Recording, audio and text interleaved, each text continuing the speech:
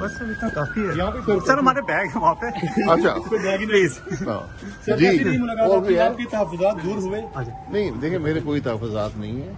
मैं जिंदगी में तहफ़्फ़ुज़ात नहीं रखे, ना सियासत में तहफ़्फ़ुज़ात होते हैं। एक सियासी गुफ्तगू है जी। आपने नायब सदारत छोड़ दी थी। नायब सदारत में पिछले 6 महीने से बता रहा हूँ कि मैंने कभी पार्टी का ओहदा नहीं रखा था, और मैंने उस वक्त भी कह दिया था कि मैं जब नई लीडरशिप आएगी तो मैं पार्टी का ओहदेदार नहीं रह सकता। ना मेरे लिए मुनासिब ना उनके लिए मुनासिब है। मैं पार्टी का वर्कर हूँ, पार्टी के साथ हूँ। मुलाकात क्यों हुई? तवील मुलाकात एक्सपेक्टेड थी, बहुत सारी तवील किसको कहते हैं? जिसमें एक 25 में आया था 3 बजे। फाइनल क्या हुआ मियां साहब? देखिए, मैं कुछ फाइनल करने नहीं आया। मैं यहाँ आया हुआ था पेरिस में, तो मैंने कहा मियां साहब से मुलाकात हो जाएगी, तो मैं आ गया, उनसे मुलाकात की है। सर लेकिन उसका नतीजा कोई क्या बात? नतीजे हर चीज देखें, हर चीज के नतीजे होके नहीं निकलते हैं। एक डिस्कशन होती है, मुशावरत होती है। पार्टी के अंदर जो इख्तलाफात की बातें कर रही है, तो फिर उसके ऊपर मियां साहब का क्या कहना है? आपकी कोई नई जिम्मेदारी दे रही है? कोई इख्तलाफात नहीं है।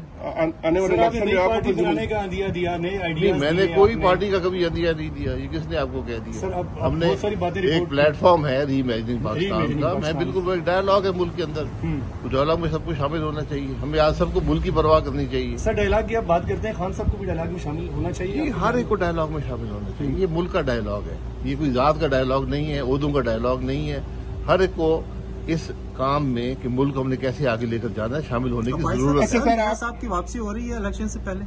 देखिए, ये मियां साहब फैसला करेंगे। ये आप हमेशा सवाल करते हैं, इसका ये सवाल सिर्फ जावेद लतीफ साहब जवाब दे सकते हैं।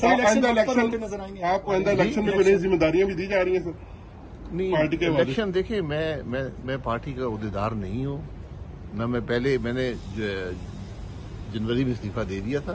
मैं पार्टी का ओहदेदार नहीं हूँ। आप इलेक्शन लड़ेंगे सर? अगर इलेक्शन हो? इलेक्शन मैंने कहा अगर इलेक्शन बामकसद होंगे तो मैं लड़ूंगा। बेमकसद इलेक्शन का मैं कायल नहीं हूँ। इसका क्या मतलब बामकसद? इसका मकसद ये है कि आपको आगे का रास्ता तयन करना है कि मुल्क कैसे चलेगा। जो आज निज़ाम है, न इसमें सलाहियत है, न पार्टियों में सलाहियत है कि मुल्क चला सकें।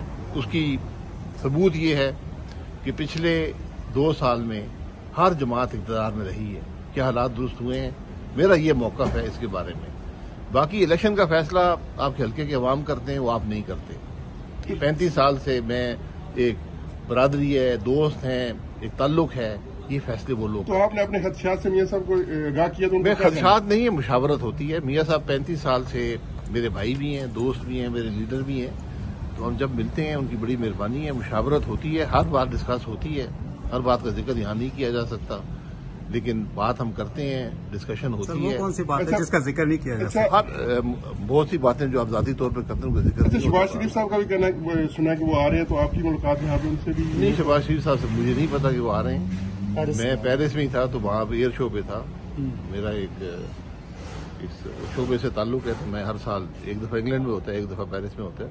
इस मुल्क में आप भी जेल में रहे, लेकिन आजकल हम देखते हैं कि जो ही किसी की जमानत मनसूख होती है, दौड़े लग जाती हैं, तो उस पर आप क्या कहेंगे? उनको बाइज़्ज़त तरीके से गिरफ्तारी देनी चाहिए? ये आप दौड़े लगाने वालों की तारीख देख लें तो आप खुद समझ जाएंगे कि दौड़े लगाने वाले कौन होते हैं और मुकाबला करने वाले कौन होते हैं। इस साल इलेक्शन देख रहे हैं?